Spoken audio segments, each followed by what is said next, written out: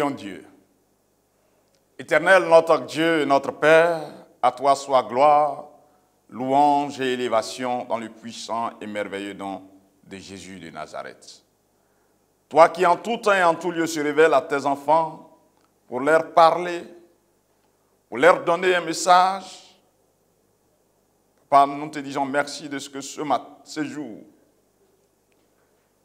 tu veux de nous un instrument entre tes mains pour parler à ton peuple. Viens Seigneur, et parle, car tes serviteurs et servantes écoutent. Amen. Bien-aimés frères et sœurs, je vous salue dans le puissant et merveilleux nom de Jésus de Nazareth. Le thème sur lequel nous allons exposer ce matin est intitulé « La puissance de la fidélité à Dieu ». Oui, la puissance de la fidélité à Dieu. Le Dieu d'Israël que nous adorons, le Père de notre Seigneur Jésus-Christ, est le Dieu de fidélité. Et il veut que tous ses adorateurs de tous les temps, en tout lieu, lui soient aussi fidèles dans l'expression de leur foi. Ainsi, le sujet de la fidélité à Dieu serait pour les croyants d'une importance capitale et nécessite un examen minutieux. Car il est écrit, « L'Éternel rendra à chacun selon sa fidélité. » 1 Samuel 26, le verset 3. Si l'Éternel rendra à chacun selon sa fidélité, quel impact la fidélité à Dieu produit-elle pour le croyant? Quelles peuvent être les causes d'une éventuelle infidélité à Dieu? Pour répondre à cette double interrogation, nous essayerons, après une approche explicative de la fidélité à Dieu, à travers l'étude des cas pratiques bibliques, mettre en relief les motivations de l'infidélité à Dieu et la puissance que produit la fidélité à Dieu pour le croyant. Bien-aimés frères et sœurs, en hébreu, la fidélité est rendue par le mot emuna, qui dérive du verbe aman, qui signifie tenir solidement, être solide, digne de confiance. Dans les contextes vétérotestamentaires, la fidélité à Dieu est comprise comme l'idée de tenir solidement Dieu, d'exprimer sa confiance à l'Éternel, le Dieu d'Israël, dans l'obéissance à ses ordonnances et dans l'attente et la réalisation de ses promesses envers le croyant. Et que pouvons-nous savoir de la pensée grecque de ce vocable? En grec, la fidélité est traduite par le mot pistis, qui signifie foi, fidélité. La foi et la fidélité étant étroitement liées, il ressort l'adjectif verbal pistos, qui signifie croyant, fidèle. Le Nouveau Testament met en relief, à travers le terme fidélité, l'expression de la foi du croyant en l'Éternel, son Dieu, dans son vécu quotidien. En somme, notons que la pensée hébraïque et la pensée grecque convergent pour une définition commune de la notion de la fidélité, en ce sens que la fidélité jaillit de la foi dès lors que cette dernière, c'est-à-dire la fidélité, est un engagement de l'homme par rapport à Dieu dans un attachement définitif et sans réserve. Le croyant véritable uni à Dieu par la foi demeure en lui, garde sa parole. Sans être du monde, il est dans le monde et reconnaît sa mission d'être envoyé par et pour le Seigneur. Si la fidélité est ainsi comprise, quelles peuvent être les circonstances de la vie susceptibles de mettre à l'épreuve la fidélité du croyant à Dieu? Les facteurs sociaux capables de mettre en mal la fidélité du croyant à Dieu sont multiples et diverses, frères et sœurs. Nous pouvons citer entre autres le sexe, l'argent, la maladie, le pouvoir, etc. Nous essayerons à travers l'étude de quelques textes bibliques, mettre en relief la puissance que dégage la fidélité à Dieu. Oui, le sexe, cas de Joseph en Égypte, dans Genèse 39, les versets 7 à 23, Genèse 40 et Genèse 41. Joseph, fils de Jacob et de Rachel, fut vendu par ses frères et transporté en Égypte par des marchands ismaélites. En Égypte, il fut revendu à un officier de Pharaon, chef des gardes, appelé Potiphar. L'Éternel fut avec Joseph et la prospérité l'accompagnait. Joseph trouva grâce aux yeux de son maître, qu'il employa à son service, l'établit sur sa maison et lui confia tout ce qu'il possédait. Mais voici que la femme de Potiphar, oui, la femme de Potiphar, tomba amoureuse de Joseph. Quel sacrilège! Oh yeah. Quel sacrilège! Et l'auteur du livre de la Genèse a raison de souligner que Joseph était beau de taille et beau de figure. Ah, les jolis garçons sans produit ghanéens au service des femmes responsables de service. Attention. Voici l'offre de la patronne de Joseph. Couche avec moi. Couche avec moi. Quoiqu'elle parlait tous les jours à Joseph, il refusa de coucher auprès d'elle et d'être avec elle. Elle le saisit par son vêtement en disant, couche avec moi. Ah, les mamans. Oh, les mamans qui ont des chauffeurs, qui ont nos hommes de ménage. Attention. Ah, regardez. Attention. Et voici la réplique de Joseph. Voici. Mon maître ne prend avec moi connaissance de rien dans la maison. Il a mis tout entre mes mains. Il ne m'a rien interdit, excepté toi, parce que tu es sa femme. Comment ferais-je un si grand mal et pécherais-je contre Dieu pour avoir refusé de coucher avec la femme de son patron? Joseph fut jeté en prison. Mais gloire soit rendue à Dieu qui n'abandonne jamais ceux qui se confient en lui. Dans la prison, oui, dans la prison, Joseph trouva grâce aux yeux du chef de la prison qui avait mis sous sa surveillance tous les prisonniers. De la prison, Joseph sortit pour être gouverneur en Égypte. Frères et sœurs, marchons dans la fidélité à Dieu. Quelle que soit l'épreuve, il ne nous abandonnera jamais. Il ne nous abandonnera jamais. Joseph a fui le péché. En fuyant le péché, il a fui Satan. Et il s'est rapproché de Dieu qui bénit et qui élève. Et il a été béni, il a été élevé. Frères et sœurs, quelle que soit l'épreuve, confions-nous au Seigneur Jésus.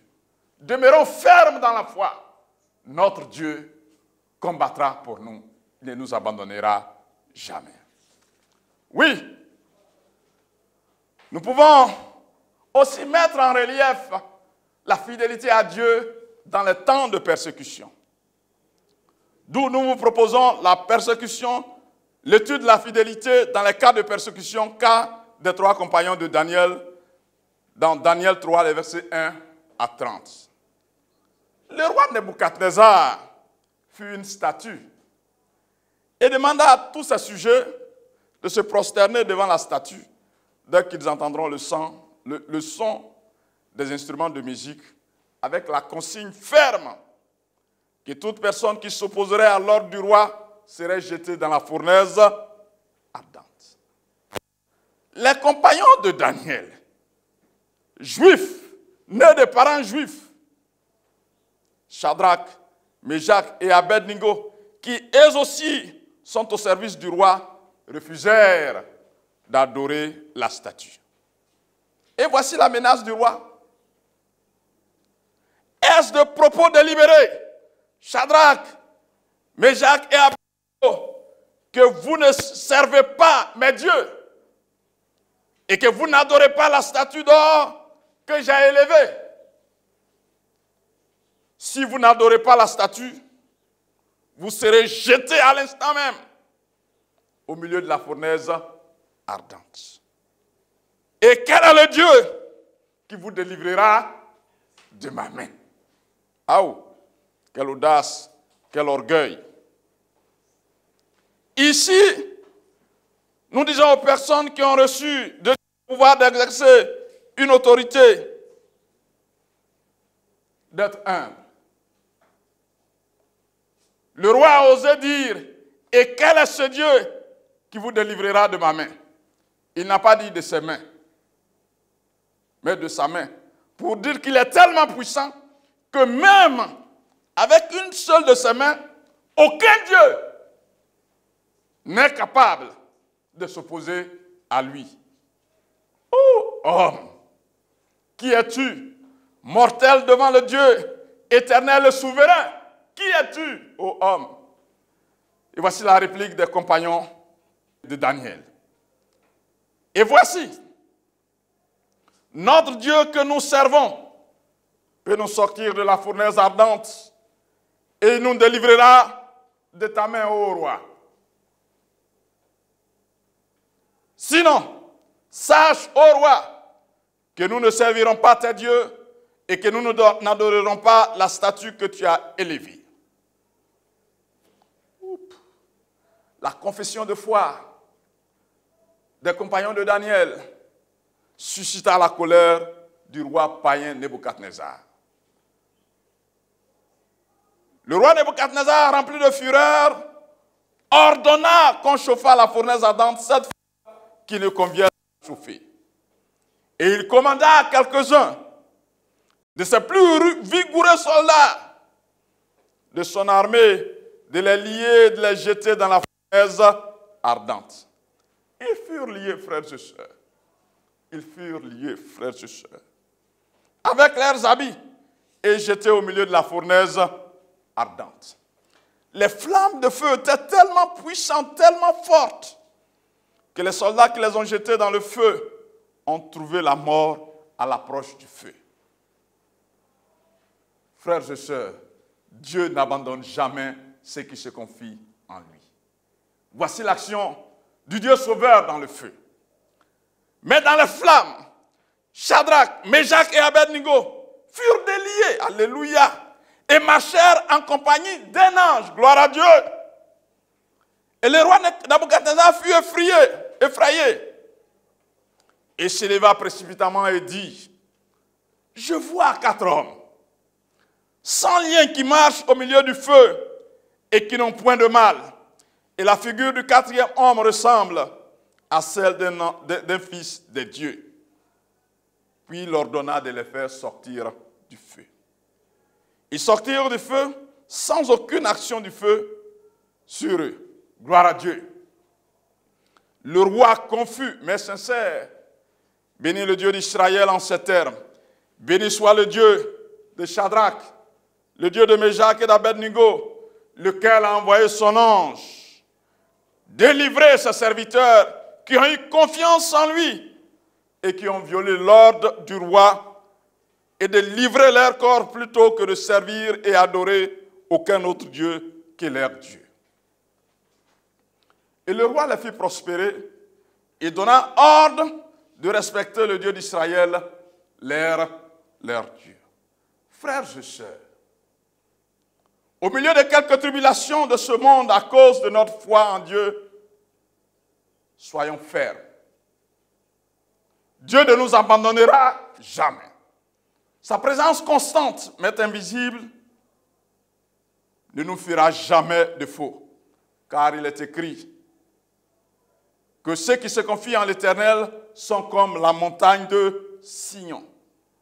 Elle ne chancelle point, elle est affermie pour toujours. Et le Seigneur Jésus de rassurer ses serviteurs de tout le temps en ces termes. vous aurez beaucoup de tribulations dans le monde, mais prenez courage, j'ai vaincu le monde. Frères et sœurs en Christ, comme l'apôtre Paul, confessons avec force notre foi en Dieu en ces termes. Qui nous séparera de l'amour de Dieu manifesté en Jésus-Christ? Sera-ce la tribulation ou l'angoisse, la persécution ou la faim, la nudité ou le péril ou l'épée? Mais dans toutes ces choses, nous sommes plus que vainqueurs par celui qui nous a aimés. Car j'ai l'assurance que ni la mort, ni la vie, ni les anges, ni les dominations, ni les choses présentes, ni les choses à venir, ni les puissances, ni les hauteurs, ni la profondeur, ni aucune créature ne pourra nous séparer de l'amour de Dieu manifesté en Jésus-Christ notre Seigneur. À Dieu seul soit la gloire. Oui, et que dire du pouvoir qui très souvent, au lieu de manifester, de montrer la fidélité du croyant, éloigne le croyant de son Dieu. L'une des causes de l'infidélité des enfants de Dieu est le pouvoir. Parfois, et c'est malheureux, le pouvoir les éloigne de Dieu et les maintient dans l'impudicité, l'impureté, l'idolâtrie, la magie, les querelles, les animosités, les disputes, les divisions, les sectes, l'envie, l'ivrognerie et les excès de table. Heureux, oui, heureux, ce serviteur bon et fidèle qui exerce avec amour et justice l'autorité qu'il a reçue de Dieu. L'étude du cas du roi Akazia, dans 2 Rois 1, 1 à 17, nous donne un aperçu. Le roi Akazia, juif, né de parents juifs, membre du peuple élu de Dieu, qui par nature doit être un adorateur du Dieu d'Israël, malheureusement, oui, je dis malheureusement, pendant un temps de maladie, envoya ses serviteurs aller consulter pour son compte Baal-Zébouk, le dieu de Cron. Le Dieu d'Israël, Dieu d'amour et de miséricorde, qui ne désire pas la mort du pécheur, mais qui veut que le pécheur se repente et qu'il vive, par son serviteur, le prophète Élie, l'interpella pour son inconduite et lui annonce qu'il mourra. Le roi, au lieu de se repentir et d'entrer dans les grâces du Seigneur, s'est mis en colère et décida de mettre la main sur Élie, le serviteur de Dieu. Quel orgueil! Hélas, il contamina ses mauvaises dispositions morales et spirituelles à ses collaborateurs. Frères et sœurs, suivons les faits. Il envoya vers le prophète Élie, qui était sur la montagne, un chef de 50 hommes pour le saisir. Arrivé auprès du prophète Élie, il ordonna avec arrogance au prophète de descendre en ces termes. Homme de Dieu, le roi dit, descends. Quel orgueil. Et le prophète Élie de répondre, si je suis homme de Dieu, que le feu descende du ciel et te consume, toi et tes 50 hommes. Et le feu descendit du ciel et le consuma, lui et ses 50 hommes. Sans aucune crainte, ni regret, il envoya de nouveau vers le prophète Élie un autre chef de 50 avec ses 50 hommes. Ce deuxième chef, peut-être pensait-il que le premier envoyé ne serait pas plus courageux et plus déterminé pour influencer le prophète. Lui se montra plus orgueilleux et plus arrogant. Voici ce qu'il dit. Homme de Dieu, ainsi parle le roi, à toi de descendre. Élie lui répondit, si je suis homme de Dieu, que le feu descend du ciel et te consume, toi et tes 50 hommes. Et le feu descendit du ciel et le consuma, lui et ses 50 hommes. Frères et sœurs, que peuvent les paroles arrogantes d'un chef militaire, d'un gouverneur, d'un chef d'État, d'un roi, d'une autorité devant la puissance de Dieu? les paroles arrogantes d'un chef militaire, d'un chef d'État, devant Dieu, qu'est-ce que ça peut faire? Que peut la créature devant son Créateur? Que peut le mortel devant Dieu l'Éternel? Frères et sœurs, les deux chefs militaires, pour leur arrogance, leur orgueil, se croyant maîtres et capables de tout, ont été réduits à néant par le Dieu d'Israël. Ils sont morts. Chers frères et sœurs, chères autorités établies de Dieu, humiliez-vous donc sous la puissante main de Dieu, afin qu'il vous élève au temps favorable. Et comme si la mort des deux premiers chefs militaires et leurs soldats ne suffisait pas, le roi hautain et orgueilleux envoya encore un troisième chef militaire. Mais ce troisième, lui, se montra sage et respectueux. À son arrivée, il fléchit genoux devant Élie et lui dit en suppliant, « Homme de Dieu, oui, parce qu'il a vu ce qui s'est passé avec les autres. Voici, homme de Dieu, que ma vie, je te prie, et la vie des 50 hommes, tes serviteurs, soit précieuse à tes yeux. Voici, le feu est descendu du ciel et a consumé les deux premiers chefs et leurs 50 hommes. Mais maintenant, que ma vie soit précieuse à tes yeux. » Cet homme, à cause de son humilité, rentra dans les grâces du Seigneur. Dieu lui conserva la vie, lui et ses 50 hommes. Et l'ange de l'Éternel dit à Élie, « Descends avec lui. » Élie s'est présenté ce jour devant le roi Akazia, le roi endurci, le roi rebelle, et lui a livré le message de Dieu. Il n'a pas pu rien faire au prophète, au serviteur de Dieu, mais au contraire, lui, il a été trouvé mort. Humilions-nous donc sous la puissante main de Dieu, afin qu'il nous élève au temps favorable. Frères et sœurs, que retenir? Oui, soyons fidèles à l'Éternel notre Dieu. Il est le maître des temps et des circonstances. Quelle que soit l'épreuve, le Seigneur nous a rassurés qu'il y aura des épreuves, il y aura des tribulations dans le monde. Mais de prendre courage, lui, Jésus, a vaincu le monde. Ceux qui, dans les circonstances, dans les épreuves, dans la tentation, seront fidèles à Dieu. Frères et sœurs, je prie que ce Dieu-là vous bénisse au nom de Jésus. À vous qui avez le cœur endurci et encore rebelle au service de Satan, je vous invite par la repentance à entrer dans les grâces du Seigneur pour que le Seigneur lui-même vous bénisse. Au nom de Jésus, nous disons Amen. Éternel, notre Dieu et notre Père, nous te disons infiniment merci. Merci, merci pour ce message adressé à ton peuple.